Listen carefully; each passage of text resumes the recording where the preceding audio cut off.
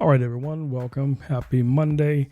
Guys, we're going to get right into it. Yes, Monday. We are going to be doing some retouching. We are going to be working in Photoshop. We're going to be working a little bit in Capture One, as well as probably looking at a number of different plugins that I use primarily for doing retouching. So as an example here, this is a raw image that came in straight off a camera.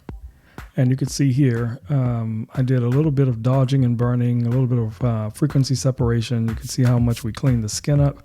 And all of this was done in Photoshop. I will be demonstrating how to do these type of touch-ups. Let's see here. I have a few examples.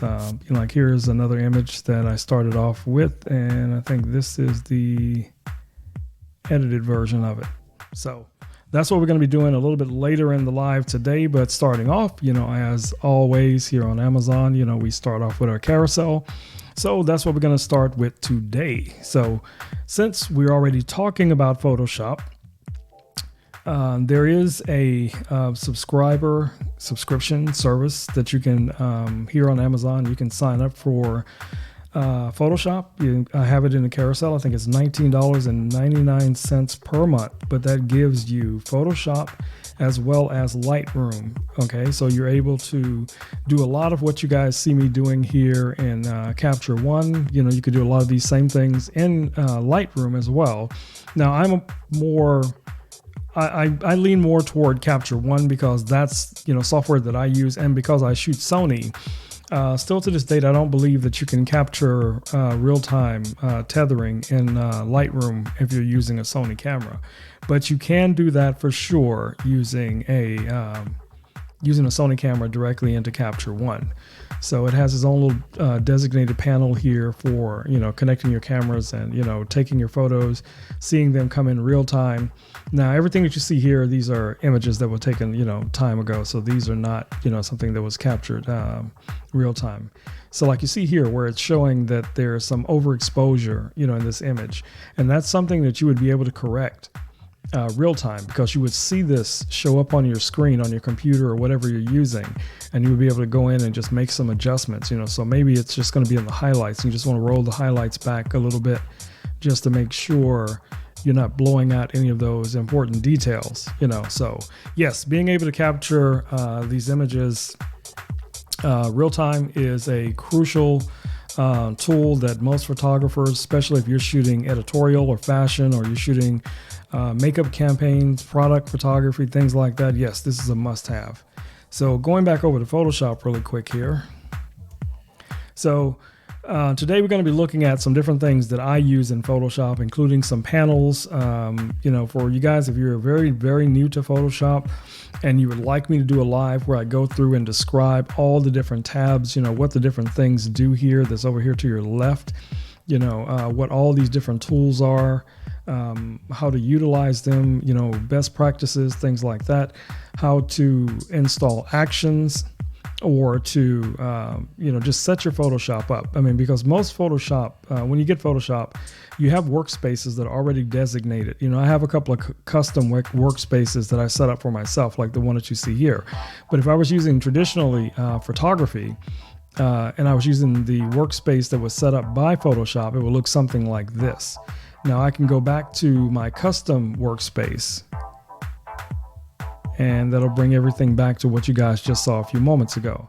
Now there are also other workspaces in here inside of Photoshop that you can do for printing, if you're doing some kind of motion graphics. There's a few essentials like, or 3D work. If you're doing some 3D work in here, you can, set that up as well. And then you can go in here and set up new workspaces where you can customize them to your heart's content, and then set it up exactly the way you want to. Another thing inside of this menu is your keyboard shortcut menu, and this is where you can go in and create custom keyboard shortcuts if you're using them for moving around Photoshop or changing layers or something like that. Now there are a lot of them that are already preset, and some of these you can see here. Like if you go through and look at some of the windows, like under actions, whether it's brush settings or color. So these are ones that are already preset in Photoshop. I haven't changed a lot of these because most of these I just control them from my Wacom tablet, but we'll talk about that here in a little bit. Okay. So another piece of software that I wanted to bring to you guys' attention is something that I use quite often. I will need to open an image just so you guys can see what I'm talking about. So let me find something I've already worked on real quick here. And okay, let's just use this one as an example. This is a little overexposed, so I'm bringing the exposure down a little bit. And then we're just going to open this image in Photoshop. Now, the software that I'm referring to is Luminar Ai, which is also an editing software package. You can use this as a plugin inside of Photoshop, or you can use this as a standalone. Most people, for the most part, will use this as a plugin. As an example, they will use this to further enhance an image. So let's assume you've gone in, you've done all your retouching, you removed all your imperfections, you've done your frequency separation, you've done your dodging and burning and all that kind of cool stuff. And now you're at a point where you want to, do like some color grading or some special effects or something like that on your photos. Okay, so no problem. You would just come up here to filters. And once you have this installed, it will show up under filters. And in this case, it's going to be Luminar Ai. So you just click on Luminar Ai. And that will open the plugin side of Luminar Ai. Now, like I said, you can also use this as a standalone. So you don't have to necessarily have this, you don't have to have Photoshop in order to use this application. But I'm just going to show you some real quick things you can do with it. So as you see up here, it says for this photo. So that means the AI has analyzed this image and it's made an assessment of, what preset groups would best fit for this type of image. So basically there are three here that is chosen. So you have monochrome, which is going to be a lot of black and whites, which will allow you to change your image to, black and white, different versions of black and white, different degrees of black and white. Like this one is for a very low key image, which seems to add a lot of contrast. Here's one called Lighthouse. That kind of, what does it do? Okay, it kind of softens, the features, but yet it's still a black and white. Here's a film grain look. And it did some alterations to the face as well. Now, some of these will go in and it'll slim the face and do things like that. So it just depends on which one you're using. Now, say like for instance, this one experimental, you can go in and you can just, click on these and decide, which of these you like.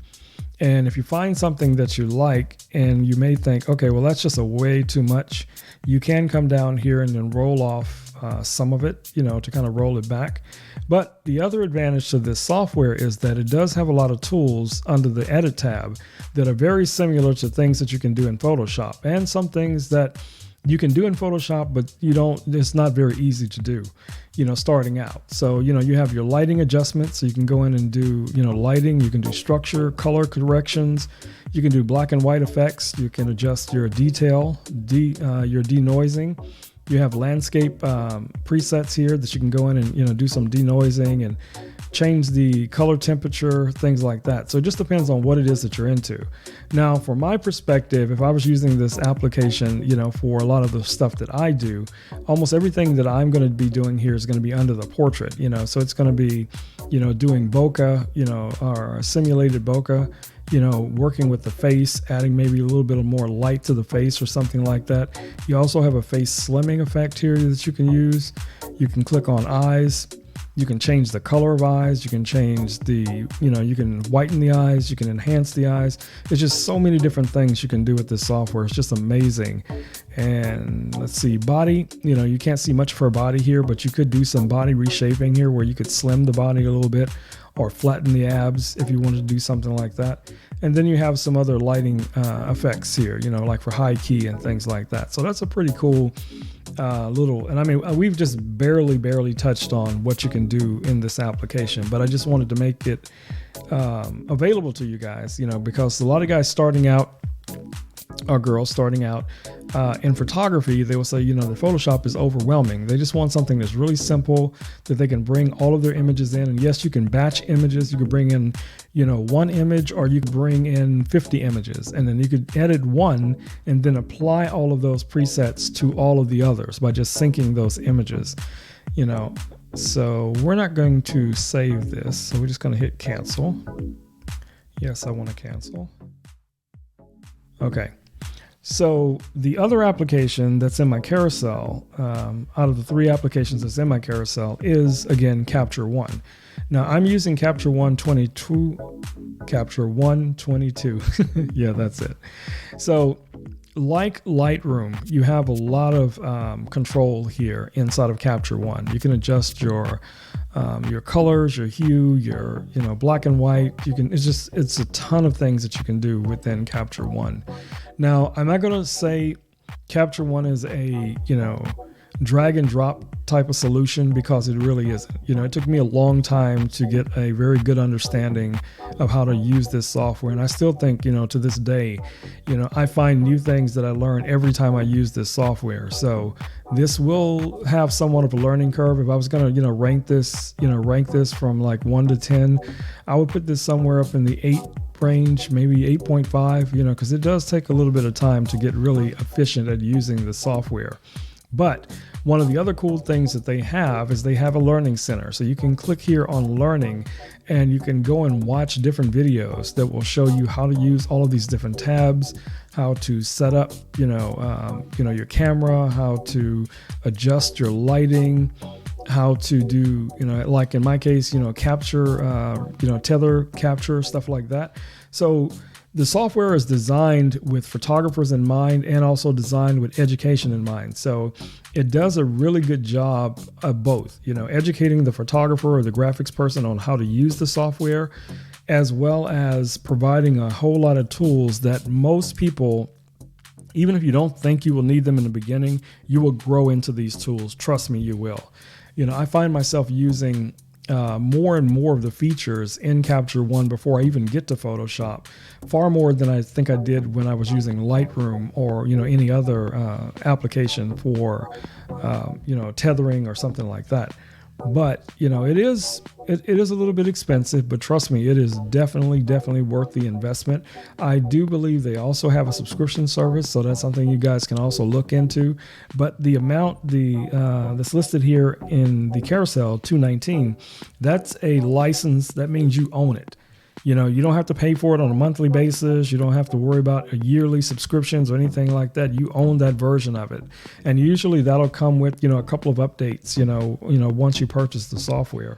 So, I mean, it's, like I said, it's just a ton of different things that you can do here. Things that I use that I think I just need them. Like for instance, when I'm shooting tethered and I really want to just really look at some detail, I want to look at the model's eyes, I want to look at the hair and make sure that we're not, we don't have any hard shadows that are appearing in places that, I don't want them to be.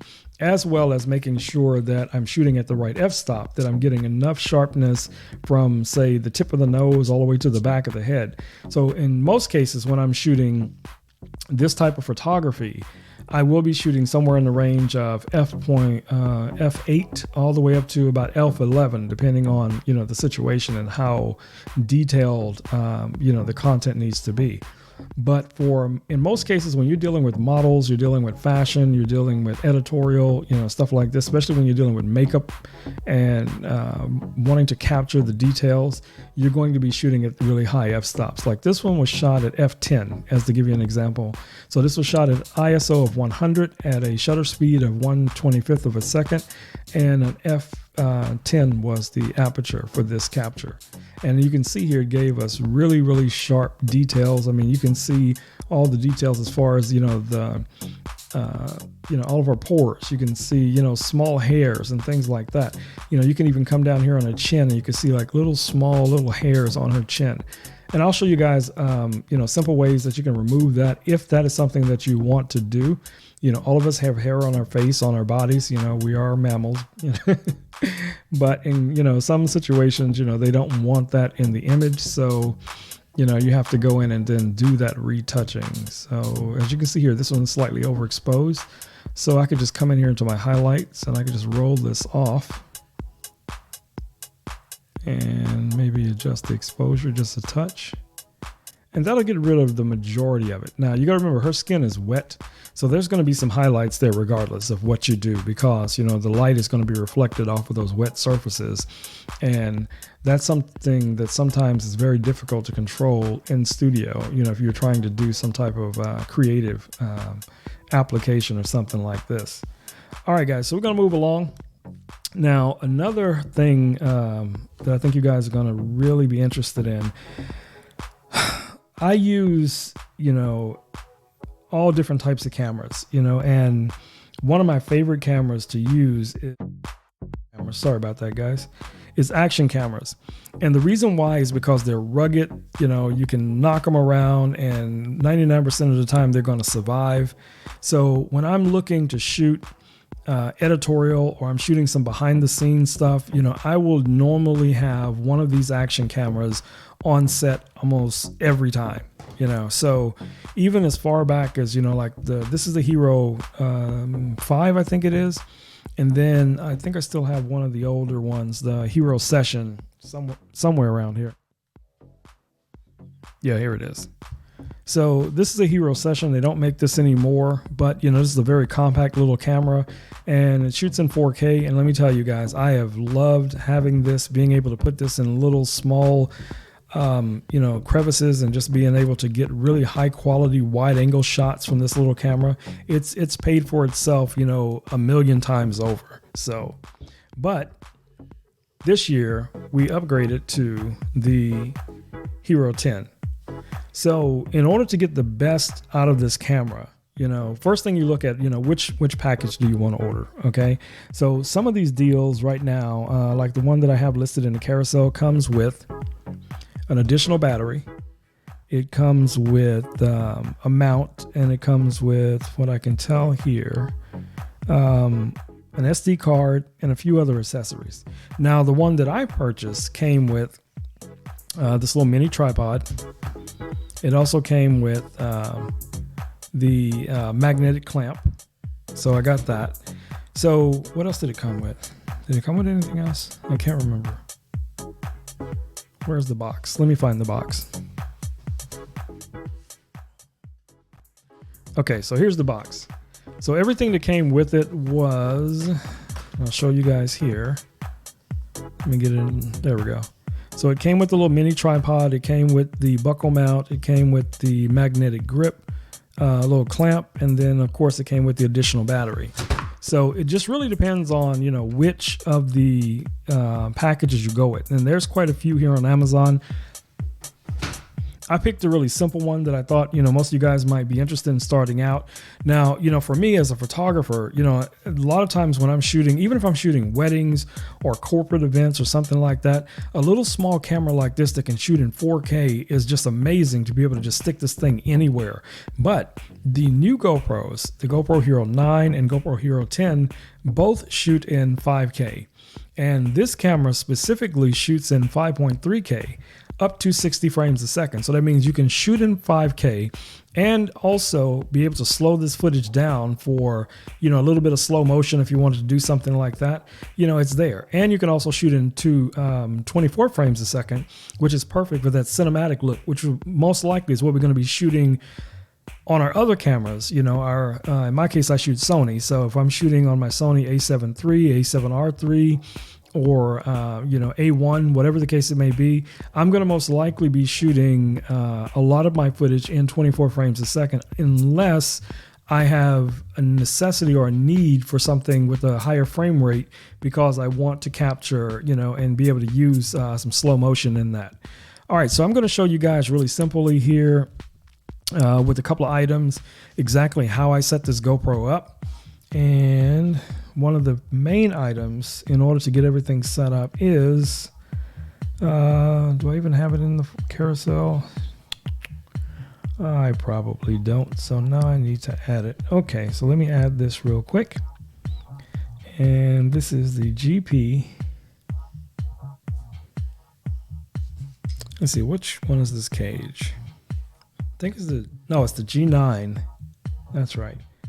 It's the G9-14 from Ulanzi. And let me add that to the carousel real quick. Okay, so this little cage is kind of, where all the magic starts. All right, so let me find it first. Okay, so looking at this little cage, let's move the GoPro off to the side for a second here. So you have a metal cage. It comes with a bracket for your mic adapter.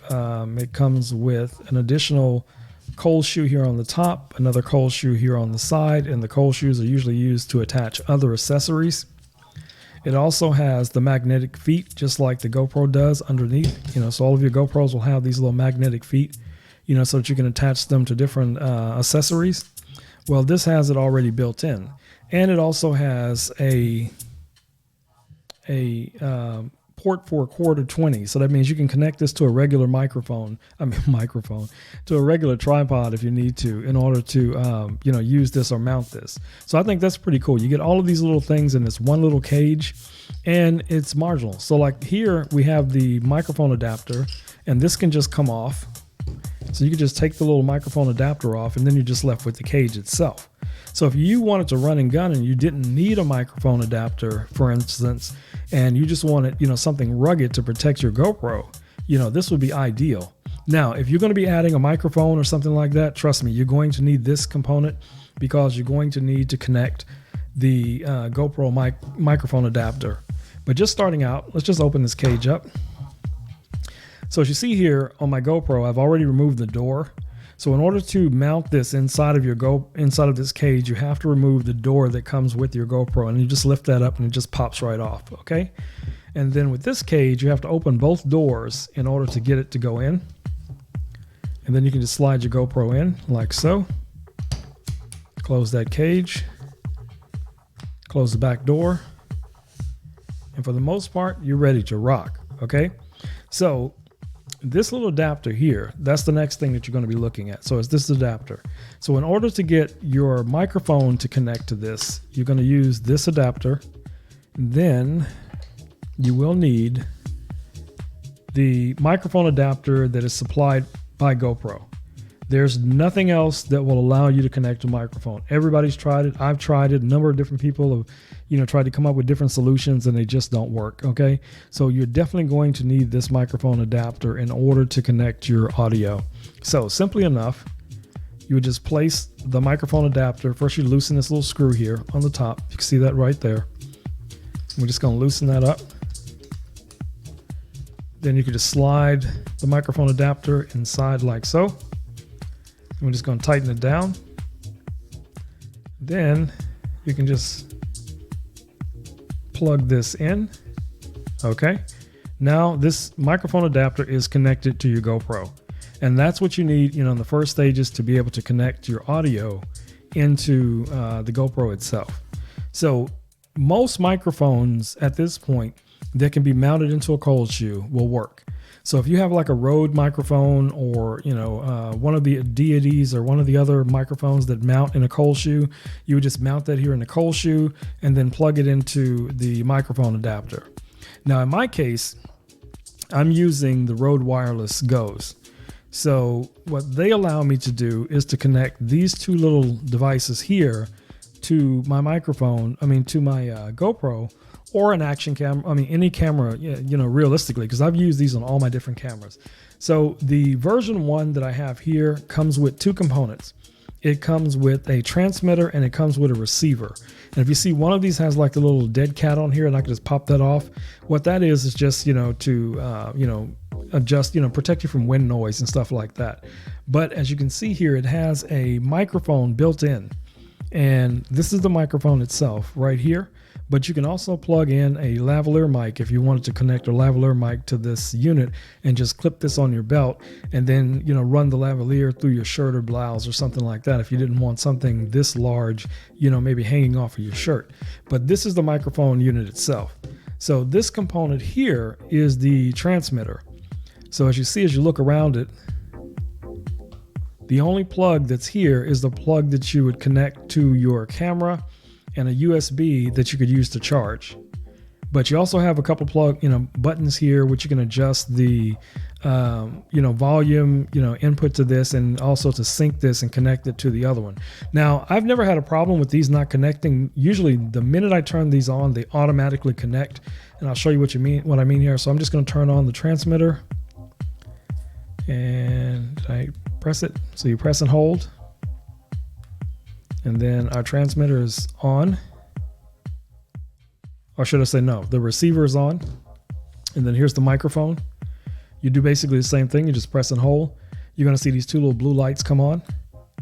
So now it's connected. Okay. So what I would do with the transmitter or receiver, sorry, I would connect that right here onto the cold shoe of my GoPro like that. Okay. So now that's connected to the GoPro. So the only thing that's lacking or that we need now for audio is to connect this little cable that is supplied in the package. It comes with the Rode Wireless Goes, and it's a TRRS cable. So you're going to plug one end here into the microphone adapter, and then you just route it around and plug the other end in to the Rode Wireless Go. So for the most part, you know, when you think about it realistically, you're ready to go. So what's next? Now we have to decide how we're going to mount this. Okay.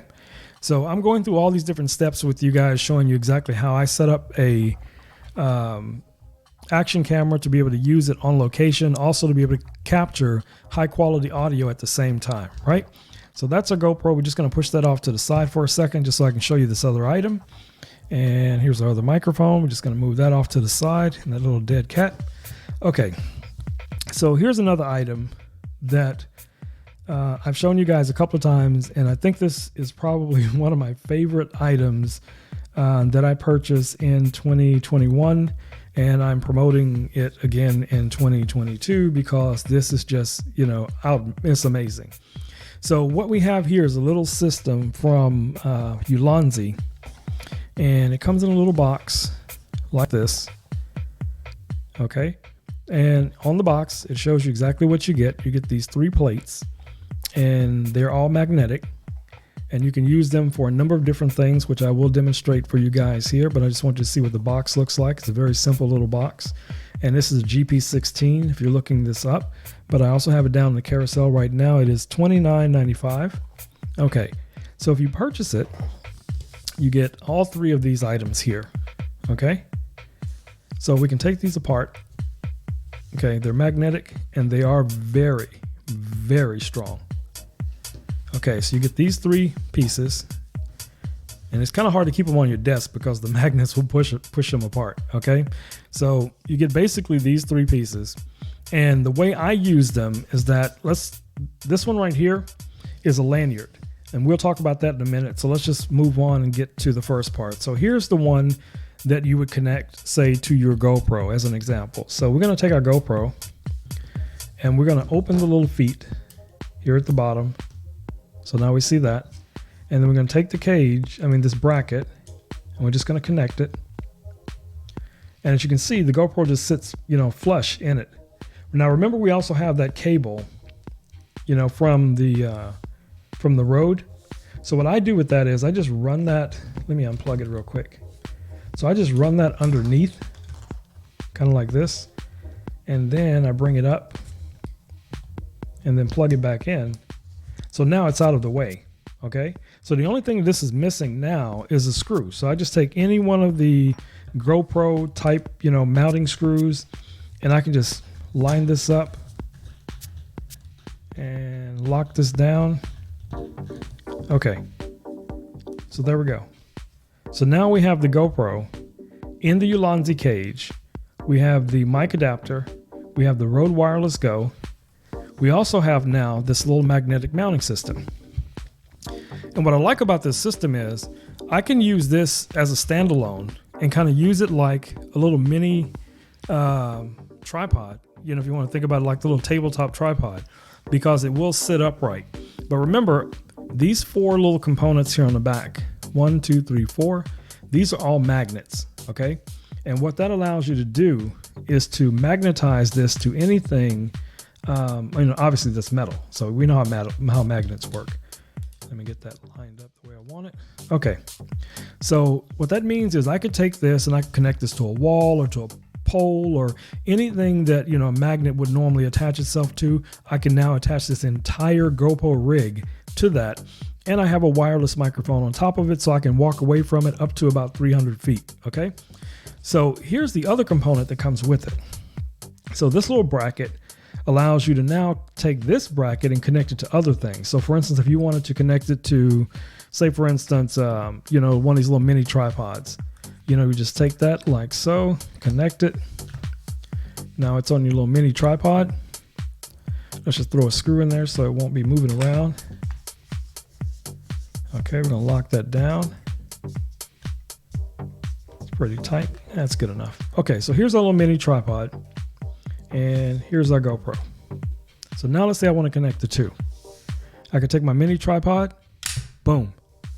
My GoPro is now connected to that just by using those magnets, okay? So whether I'm using this as an actual, tabletop, type of tripod or something like that, or if I want to do it, kind of a walk and talk where I'm walking around and I'm using this kind of like a little blogging rig or however I want to use it, that's ideal.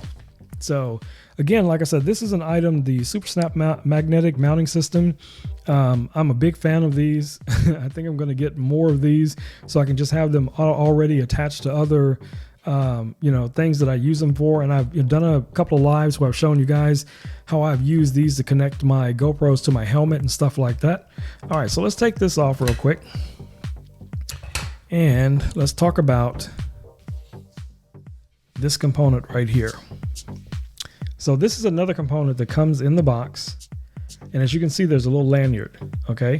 So this one is probably one of the best items. This one, you take this and you drop this down, say like inside of your shirt or your blouse, or you can put this in a pocket or whatever you want to, right? So now let's say you're walking around and you want to just, kind of walk and talk. You could take this one, connect it to your GoPro, and now you can walk around with this lanyard, say around your neck, the lanyard, itself around your neck, and then everywhere you turn your body, your GoPro is going to follow along with it. And then if you want to disconnect it, just pull it apart and off you go. So like I said, for me, for doing B-roll footage and stuff like that, behind the scenes stuff for photography, these are just, powerful tools, and they're not very expensive, Now, here's another item that is from GoPro, and this is the little magnetic mount clip. So it does, some similar things. It does have a mounting magnetic back on the back of it, and it has the clamp where you can connect a GoPro to this. And what's cool about this one is it does swivel, so you could turn it in different directions. So let's say, for instance, if we connected this older GoPro here, now what I can do is I can turn this in different directions and still magnetize it, have it connected, to a pole or a wall or something like that.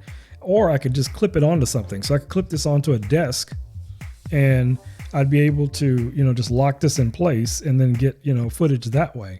So, having something like these little mounts is what makes these action cameras so powerful, because you can place them in, in areas that traditionally you wouldn't be able to using a, regular camera. So just as an example, this is one of my cameras.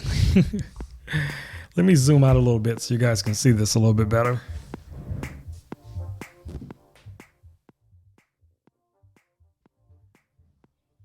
Okay, so this is one of my traditional cameras, right? So you can see, yes, it's in a cage, and you see the lens and all that kind of stuff, right? Imagine trying to mount this large camera on a wall, on a pole, or something like that. It's just not going to happen. At least it's not going to happen, in an efficient way. But to be able to mount one of these little action cameras and get that high quality video, it's a win. I don't care if you're using this, an action camera or a smartphone or whatever you're using, the mounting system itself is what takes this stuff to the next level. So let's see here. So I'm a big fan of these magnets. Huge fan of these magnets. Yep. All right. You guys should see my desk. It's just stuff all over the place. I might show it to you. I might show it to you, but who knows? So a couple other things that's in the carousel. I'm gonna go through these pretty quick because I want to really get to the retouching here pretty quick here. So here's one of my favorite lenses. I've shown you guys these lenses before, but I wanted to go ahead and readdress it. This is the Sigma 135 1.8. This is an amazing, beautiful, heavy lens. When it comes to shooting like headshots or editorials and stuff like that, I don't know how well this is going to come across on this live. If you can see that glass, see how beautiful that glass is? This captures just some amazing renderings of images. So if you guys are looking for a very high-end, high-quality lens, you know, for headshots or editorial work or something like that, this is a lens you definitely want to consider, because there's a lot of lenses out there, you know, that, you know, people are purchasing, you know, the more lower end lenses. And I'm not saying that this is the best lens on the market, because in most cases it's not. Lenses are based on what it is that you're going to be using them for. So if you're not shooting headshots, or you're not shooting editorial, or you're not shooting, you know, portraits and stuff like that, this lens may not work for you. Plus, it is very heavy. Okay. But for, you know, the amount that you pay for it, the quality of the image that you can capture with it, I mean, it's priceless. I mean, this is just an amazing, amazing lens. So like I said, you know, I started off in Nikon. I was shooting Nikon for a long time, and one of my, you know, favorite lenses from Nikon was the 70-200 2.8, and I use that lens, you know, almost weekly on almost every shoot. To some degree, I would use that lens, and I thought, okay, well, you know, I could get the Sony equivalent to that, which is the 70-200, you know, 2.8 for Sony, you know, which is fine. But, you know, as I started looking at the different picture qualities and experimenting with these lenses, when it came to what I shoot, this was the best lens for the job, you know. So I have it in the carousel. So if you guys want to take a look at it, you know, be more than happy to. If you have any questions related to any of these products, especially these lenses, trust me, I can give you a lot of insight on these lenses because I use them all the time. All right, so another lens that I use a lot is the 70-200. I'm sorry, the 24-70. Now I'm gonna have to switch to one of my other cameras so I can show you guys this one, because it's actually on my camera right now and I'm using it for this live. But that's the Sigma 24-70, and that's a 2.8. You can see the glass. Beautiful lens. And so what I'm doing right now is I actually have that one of my Sony cameras connected to my computer, and it's going into OBS, and then it's just kind of streaming down here to my desk so you can kind of see what I'm talking about. But that's the lens that I'm using for this live. But it's an amazing lens, you know, just to say. It's worth it. It is definitely worth taking a look at. All right, so let's look at another lens that I use often, and that is this 85. This is one of the first lenses I purchased when I first started shooting with Sonys, and that was the Sony 85 1.8. And you know, I mean, it's an 85 millimeter lens. So when I first got it, I'm thinking, okay, you know, perfect for portrait. That's probably all I will actually use this lens for, is going to be for portrait photography. But trust me, guys, I've used this lens for so many different things. Now, it does have, you know, somewhat of a long focus, you know, distance. So you can't get like really, really close up on things and shoot macro, you know, shots or something like that. You can't do it with this lens. But, you know, within a normal distance, you know, from your subject, you're going to get some amazing shots. I would say when it comes to picture quality and as far as getting images like what you see me describing with the 135, this is the next runner up. You know, this 85 millimeter 1.8 is an amazing, beautiful lens, especially if you're shooting Sony. This is a powerful lens for you. This is a good starter lens for portraits, for editorial, for headshots, anything that you shoot that's a people, or you know, sometimes even locations. You know, this lens will get it done because it just the colors that it renders is just beautiful. You know, so another lens that I have with me here that I can show you guys is the Sigma 130. I mean, the Sigma 35 millimeter. Now, this is my workhorse lens. When I say that, when I'm shooting editorial, I'm shooting fashion or something like that, this lens is on at least one of the camera bodies. There's no doubt about it. I'm never leaving home without this lens if I'm shooting something like that. And this is a 35 millimeter. This is a 1.4. So the other lenses that we looked at are all 1.8 lenses. This is a 1.4. So this is going to give you a lot more light into your camera. So when you're capturing images with this lens, especially if you're doing editorial or you're doing fashion, this is a beautiful lens. I use this for weddings a lot. I use it for corporate events.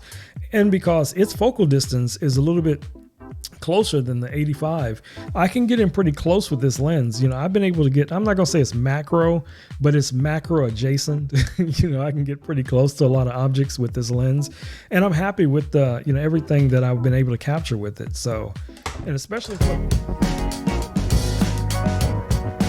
oops, I hit a button on my Rodecaster Pro with this lens hood, and it just went off. Oh my God, the things that happen when you're live. But I'm not going to cut that out for the when I repost this video later. So that will be in there. Because stuff just happens. Okay, so let's get to lighting a little bit. And we're going to move on. All right, guys. So here's a really nice compact flash that you can find from Godox. Okay, I'm really a big fan of this case because, you know, you look at the little strap here, you know, you can just take that off and you can connect that to a backpack or something like that, or if you have a work belt or something that you use. And it also allows you to hide the little stand that comes with this flash, you know, in a little, you know, hidden pocket underneath it. So that's pretty cool. Now, most flashes will have something like this. Most of them will have, you know, one of these little tabletop mounts or something like that. So, you know, I mean, it's not unique, but it's just nice that it came, you know, with the unit. And I'm a big fan of this orange inside because that's kind of like the Sony colors. I think that's why they went with those colors. So here's our flash. Okay, let me show you a little bit more of the case. So that's the case itself. You can see it's well padded. You know, this is not cheap. I mean, cheap quality is what I'm saying. You know, it's very high quality. And then what's cool about this flash unit is that it has the round head, where most flash units that you purchase, that you find on most sites or that photographers are using a finial head, which is that flat, you know, type of head. The round heads allow you to get, you know, a round light pattern when you're using these, whether you're using them into a reflector or a diffuser or whatever the case it may be. So regardless of, you know, how you're using them, you know, they will give you some really good light renditions. Now, what I like about this one is that it tilts back about 45 degrees, as you can see there. And then it has its normal 90 degree, but it'll rotate all the way around like so. And then, you know, you can just, you know, do a lot of things with this. You can almost go, you know, 360 degrees with this light and tilt it back or whatever the case it will, you know, will be. But what's also interesting about these Godox lights, if you're using other Godox products, so like the 8200, 8600, you know, the 400, you know, 100, whichever units it is, these all work together. So that means you could use, like, for instance, this light, this strobe as a master strobe. And what I mean by that is you can control other flashes with this and not even, you know, put any light out from it, but it just becomes a master unit. Now, in most cases, to do that, you're going to need something like one of these little remotes. Okay. So if you don't have that, and let's say all you have is, you know, you purchase one of these flashes, this flash can also control other flashes if you want it to. It can be a master unit, is what I'm saying. But one of the best solutions is to have one of these little remote controls. That way you can control this, you know, attach this to your camera and then have your flashes out on tripod, I mean, on a light stand or something like that. And that's going to give you a little bit more control because the light's not coming, you know, directly over the lens, and you have a better way of controlling the lighting and what have you. But, you know, this is a really, really, really well thought out flash. I like the fact that it has the round head. And, you know, as an example, the reason why I changed out some of the heads on some of my other flashes. So I have like the Godox 8200s, and I wanted the round head. So they came out with a new head for them where you could purchase just the head itself. And it's basically the same thing. It's almost identical. Now the glass is a little bit different, but for the most part, it's going to give you, you know, the same light pattern, which is a round pattern, a lot like my ProPhoto lights. So if you're looking for high quality lighting type of modifiers, and especially when it comes to these little powerful flashes, you know, 8200s, man, I'm a huge fan of those. The V1s are almost as powerful as the 8200s. I'll show you one of the 8200s so you know what I'm talking about. So I'll stick that back in its case. So the 8200, let me show you guys. Okay, so this is the 8200. And what's cool about these is that you can remove the head. It just comes right off like that. And you can replace that with different heads. So it can be the Fresnel head like I described before that comes with it. There's another head that comes with it also that uses like a traditional flash tube that also comes with it. You can interchange these however you need to. Or you can purchase also additionally one of these round heads that's going to also give you very similar to what we talked about with the other flash, that round light pattern. So that's a win. And these are 200 watt seconds. So what I usually do when I use these, I will take perhaps 3 of these out on location, especially like when I'm doing headshots or something like that. I'll take 3 of these out. So I'll use 2 of these as my main light. And then I may use 1 as a background light, especially, you know, if the subject or the client, you know, they want the seamless white background or something like that. So I would just place 1 of these directly behind them. And then the other 2 would be inside of like a softbox or something like that. Or I may even separate them, you know, where I have 1 as a fill light and 1 as a main light, you know, depending on how I'm, you know, lighting the subject. So, you know, these lights, they're small, they fit in your backpack. You can literally carry 2 or 3, 4 of them, you know, in a backpack along with your other gear, and you're good to go. You know, a couple of light stands, and you know, for the most part, your little mobile studio. You know.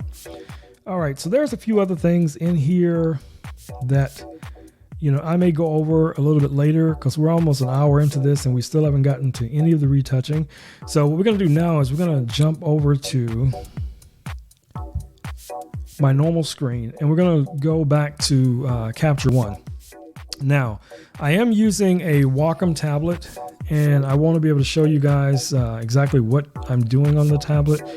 Give me a few seconds while I turn off some of the gear that I've already turned on so I don't run my batteries down.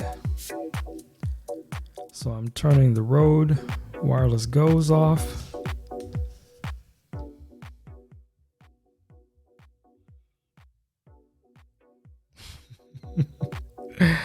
Okay, let me readjust this camera so you guys will be able to see where this tablet is. Give me 1 second, guys. I'll be right back.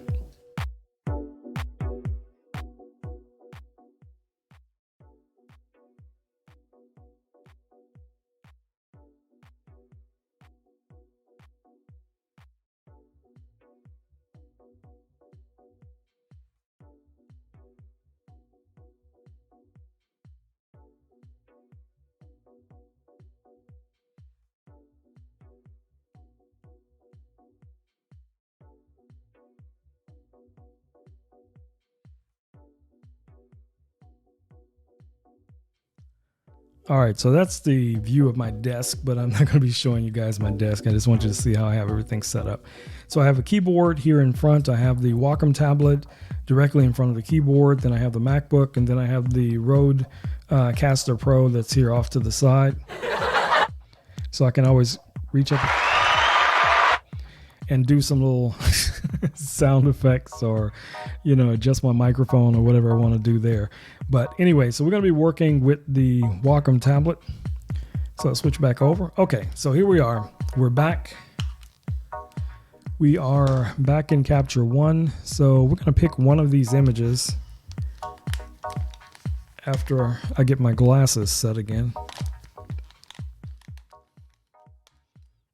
So we're going to pick one of these images and we're going to zoom in here and see exactly what it is we're looking at. So if we look at this image, we can see that the eyes are very, very sharp.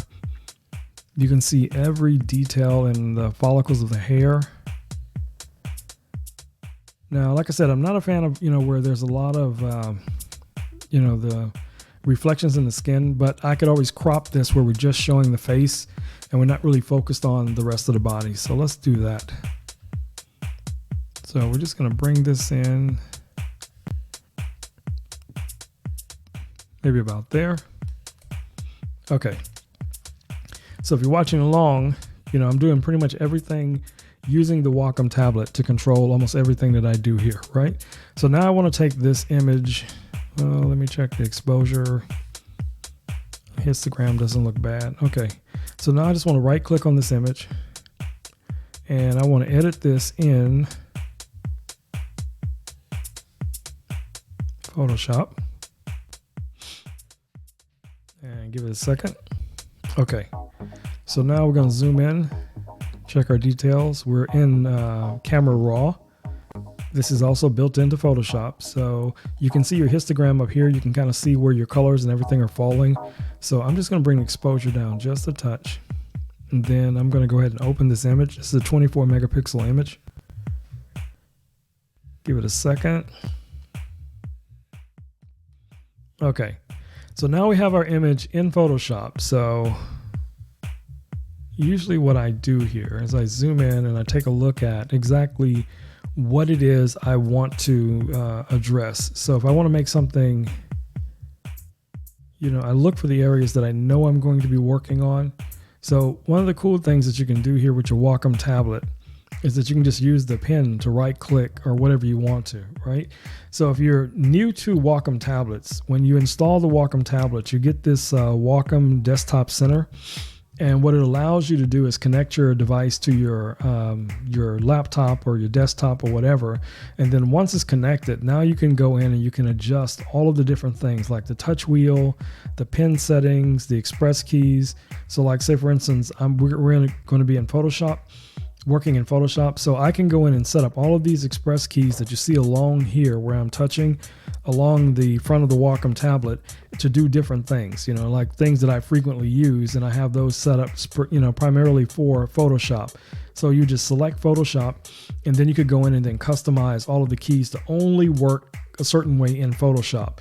So if I'm in Capture One, my keys are set up a different way. If I'm in DaVinci Resolve, they're set up a different way. Or if I'm in Final Cut, it just depends on which application I'm using as to what the keys, as I press them would do. Okay. So just give you a little bit of insight on how the Wacom tablet can be set up, and you can customize this as much as you want to. So, starting out with this image, if you're starting out doing a little bit of retouching, the first things you want to do is you want to come in here and you want to clean up the image before you start doing your frequency separation and stuff like that. So the very, very, very first thing you want to do is going to be removing any blemishes, acne, pimples, anything like that. So that's going to be your first thing. So let's go duplicate the layer. And now I'm going to zoom in and I could see like there looks like a pimple like on her cheek and a few other places. So now I have my pen. So what I can do is I can come here and I can grab my spot healing brush, and then I'm going to zoom in a little bit closer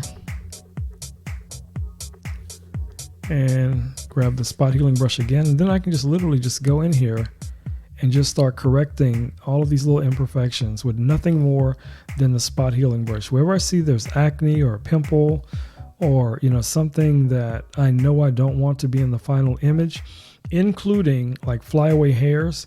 So usually a lot of times I'll go in and I'll clean up a lot of these hairs. Now, because of the type of image this is, obviously we don't remove all of the hairs because that's kind of a part of the flow of everything that's with this image. But, some of the hairs that are distracting, you may want to take those out. So like some of these, I'll just still go in here and I will take them out. And I don't know why Photoshop is running so slow, but could be because I got so many other things running in the background. So let's just take those out. And like I said, you don't have to do all of these, but I'm just showing you how it can work. So every hair that I see that looks like it would be out of place, something that wasn't, caught during the initial shoot.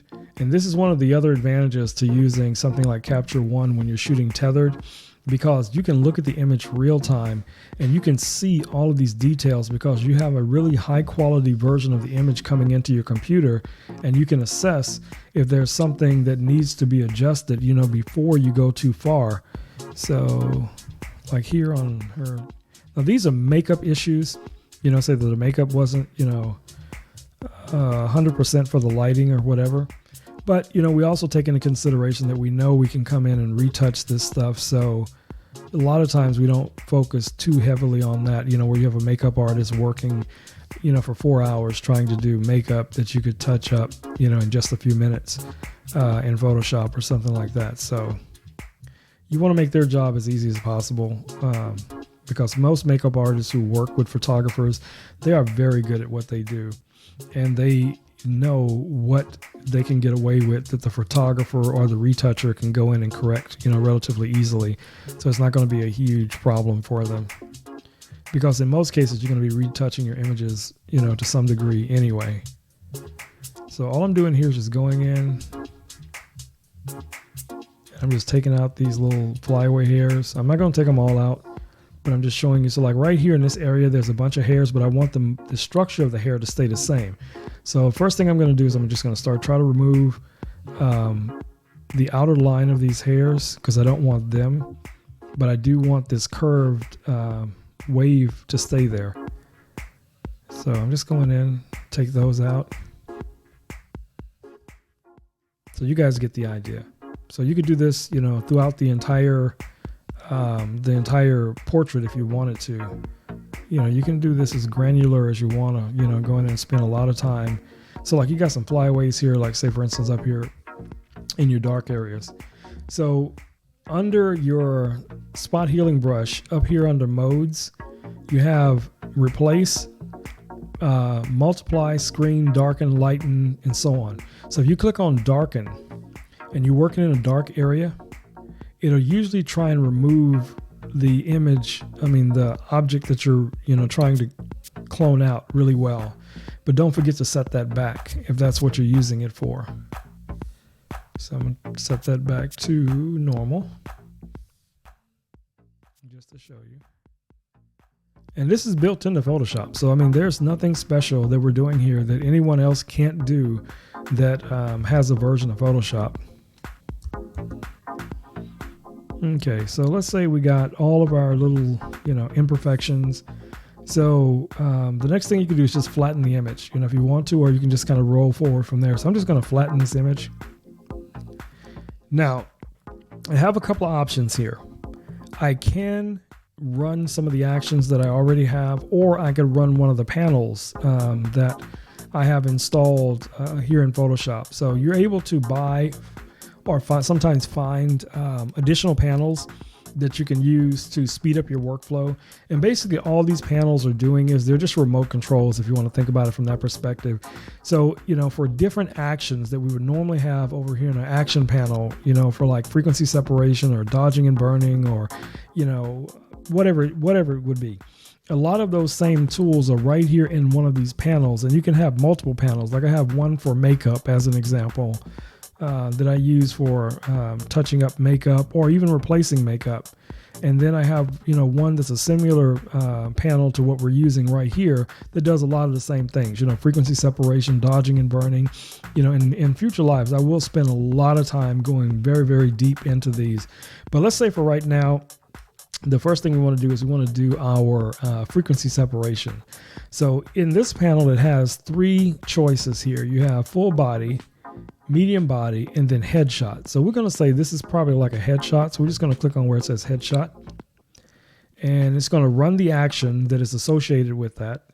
And it's going to use a little bit of, I'm not going to say AI, but it's something like that, where it's just, creating mask where it's looking for the details to determine that that is someone's head.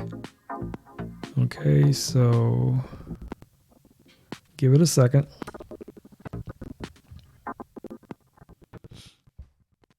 Sometimes this can take a few minutes. It just depends on how fast your computer is. I'm running a MacBook Air, the M1 version. I have the 1 terabyte with 16 gig of RAM. So when it gets to this point, it's basically going to tell you, what it has done and what you can do with the plugin or the folder that's over here. So you can just read this. Basically what it is just telling you the brush tool has already been selected for what you need to do to go in and do your retouching, right? Okay, so then you could just paint on this layer mask and it's going to do what it is that it wants you to do. that you want to do. But what I want to do is I want to see what's inside of the folder, so I can look in and see if there's anything that I want to adjust before applying that, because I'm familiar with these. But most people, all they're going to do is stay on this highlighted area, this layer mask. You're going to make sure that your foreground color is set to white and you have a brush. So like with the Wacom Tablet, you're able to click on your image and you can adjust your brush size. So if you want a really small brush and you want it to be hard, you would just come down. If you want it to be soft, you would go up. You want it to be large, you would go from left to right, or something along that line, right? So we're just going to zoom in here a little bit, maybe about there.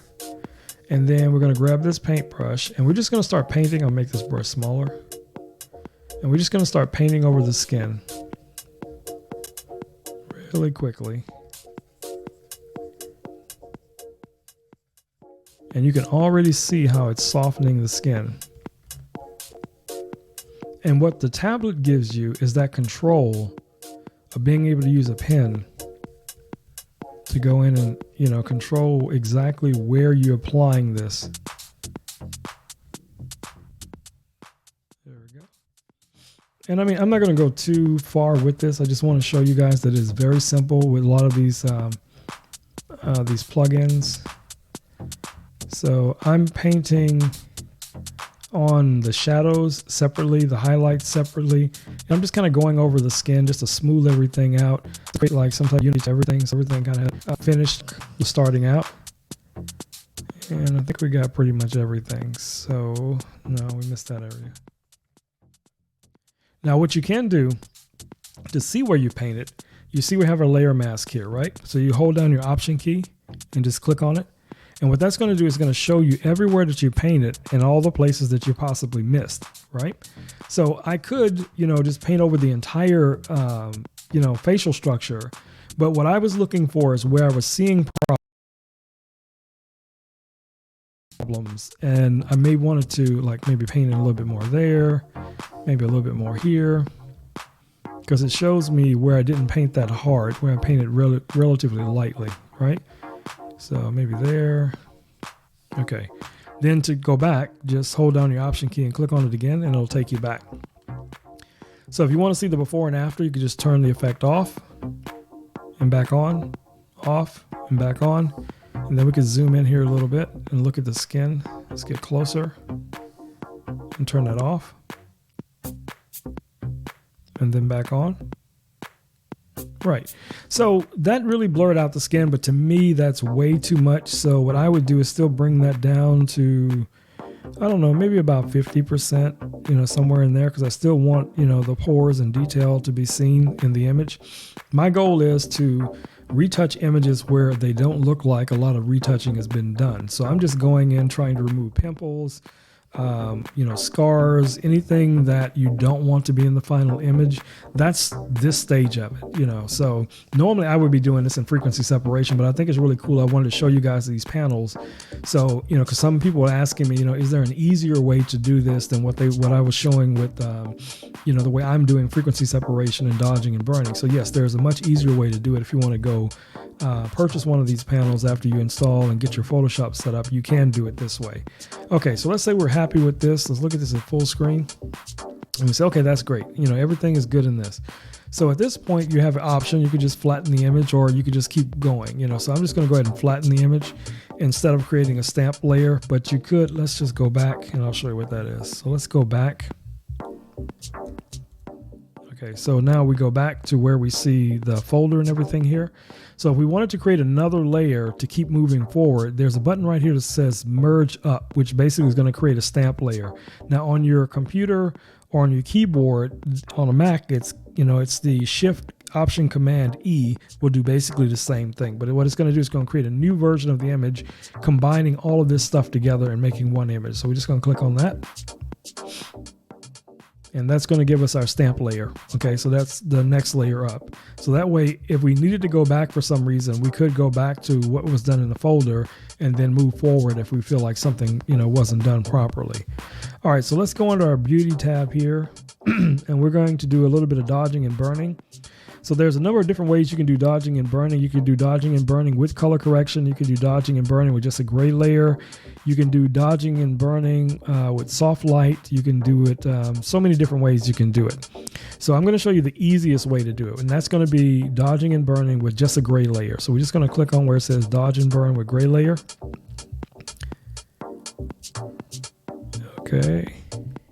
Okay. So now all you're going to do here is you're going to have your brush, select your brush. Let's adjust the brush size. Say maybe about there. And where you want to paint, where you want to burn, you're going to switch it to your foreground color to black as an example. Now, here's a little trick. If you want to be able to see the areas that you want to be able to dodge and burn, you can come down here and select black and white. And then you can roll your reds to maybe about there. So you can really see the difference between the highlights and the shadows, but you're not going to be working on this layer. This is just a helper layer so you can see what's going on. So you're going to go back to the layer that we were looking at before. And give me a second, guys. My iPad went to sleep. Okay. All right. So now I can see where I want to dodge and where I want to burn. So let's say right now I'm set to dodge. So let's make our brush a little bit smaller, and I can see all the places I want to add highlights. So let's here, and just so you know, this is only set at 1%. So we're just adding just a little bit of light in a few places just to enhance where the highlights are. You know, like here on her collarbone.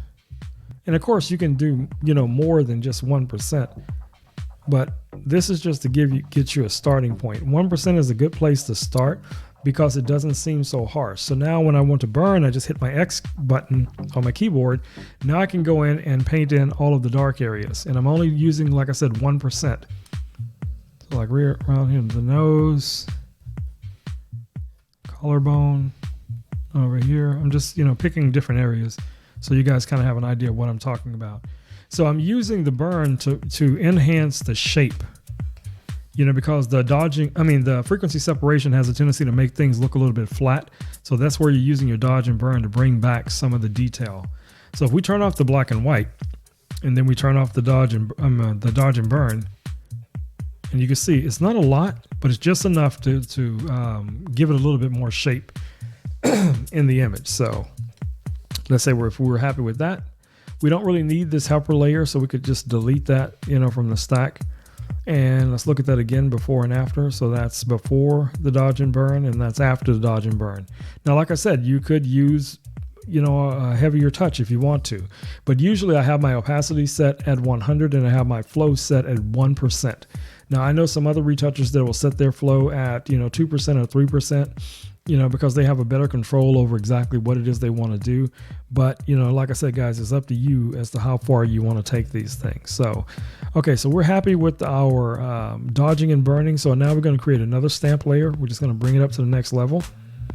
So we've already seen what we've done with the skin. We've removed all the imperfections. We've smoothed out the skin.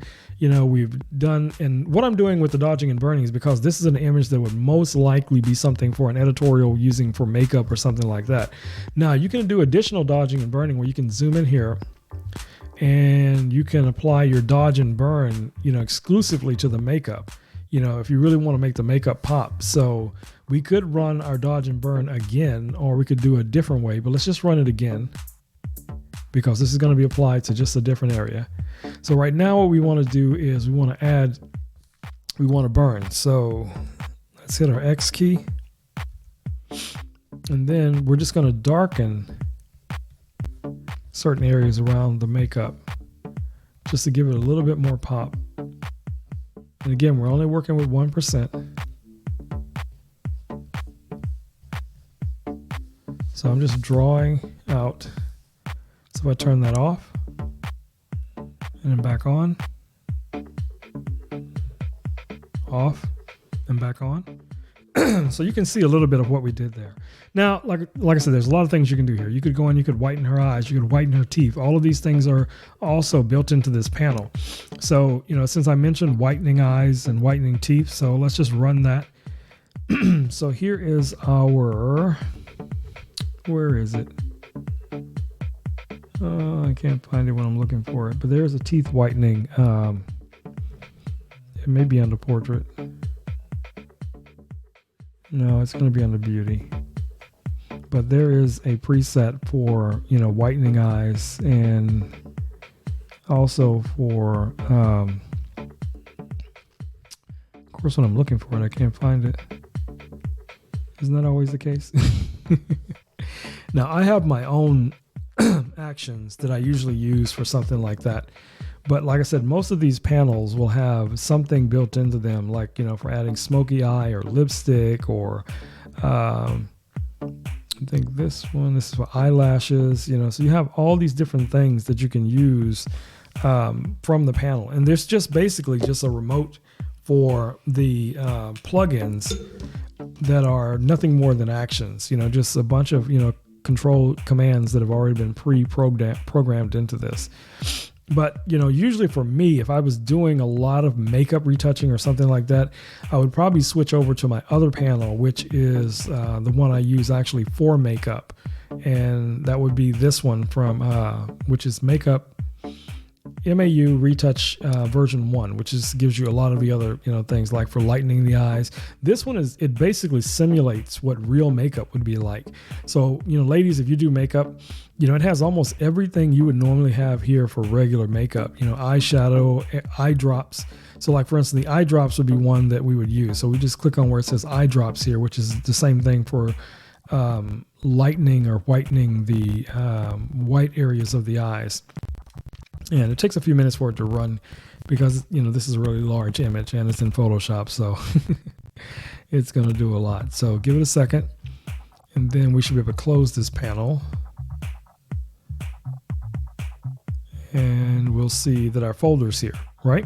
So, each portion of this that it created does a different thing. So like right now, the folder that it's in is basically just for whitening the eye. So we can just go in here and just paint over the white areas. And that's all it does, is whiten the eyes. And then if we wanted to, like add highlights to the eyes or something like that, we could do all of those by just going to different panels, different layers that basically do the same thing.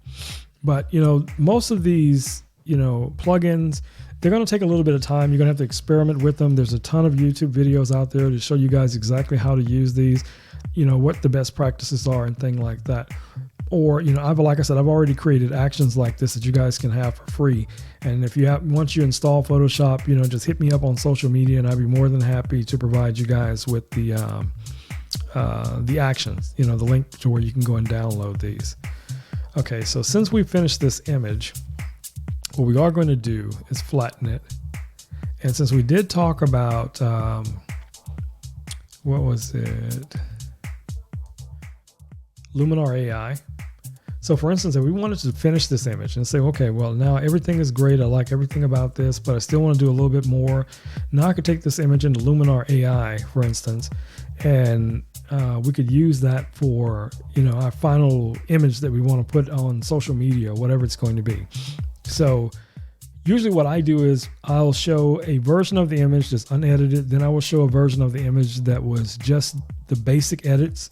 And then I'll show a version of the image where I've done all of the more advanced stuff, or whatever it is. So then that's what I do in social media. So let's say we go with this coal look. I'm waiting for it to show it.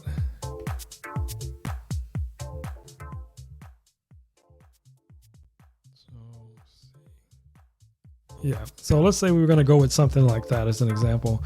That's a little too much, but I think it'll still come across real well on this live, so you guys will be able to see it. So I can bring that down a little bit so it's not so intense. And then just hit apply. And then that's going to create a layer and, put that on top of your image. So, if that's all you want for social media or, for something like that, then it's perfect for that. Now, for my clients, 99% of the time, no, they're not going to want, all of this kind of stuff. They want a really basic look. They want a clean look, especially when it comes to things like, headshots for corporate, executives or doctors or attorneys or whoever I might be working with or working for, on that specific shoot. They want a really clean look to what it is that I'm going to be delivering. But I understand that. And one of the things that I do a lot is because I do this so often when I'm on location. If I have my MacBook and I have an iPad or something like that, I can shoot real time and I can show them real time the edits for these images, and I can almost at a degree, depending on how many shots we have, how many clients we have at that location, give them time to pick their images. I could almost edit their images real time on location for the basic stuff that they want. But when you're working with, makeup clients or fashion clients, you're going to spend a little bit more time working on these images. Okay. So anyway, guys, we are about an hour and 20 minutes into this live. So I'm going to go ahead and bring this live to an end. If you guys are interested in getting Photoshop, please do so. Like I said, it's here in the carousel. So if you decide you want to get Photoshop and you're interested in some of these other actions and stuff that you see me talking about, you can hit me up on any of my social media platforms and, hey, Rome, where's the link to those actions? And I'll be more than happy to provide you with that link so you can download them and start working with them. And if you don't know how to use them yet, I have already done a number of videos explaining how to use the actions, best practices, things like that. Or if you want to use one and you want to do it, maybe on my next live or one live in the future, and you say, hey, can you demonstrate this real time so I can kind of follow along? Hey, no problem. And you can ask questions as we go. All right, guys. So until then, I want you guys to stay safe, wash your hands, wear a mask, take care of your loved ones, and create something amazing. Share it with me. I can't wait to see it. But until then, it's your boy Rome. I will see you guys on Wednesday at noon. All right. Peace. I'm out.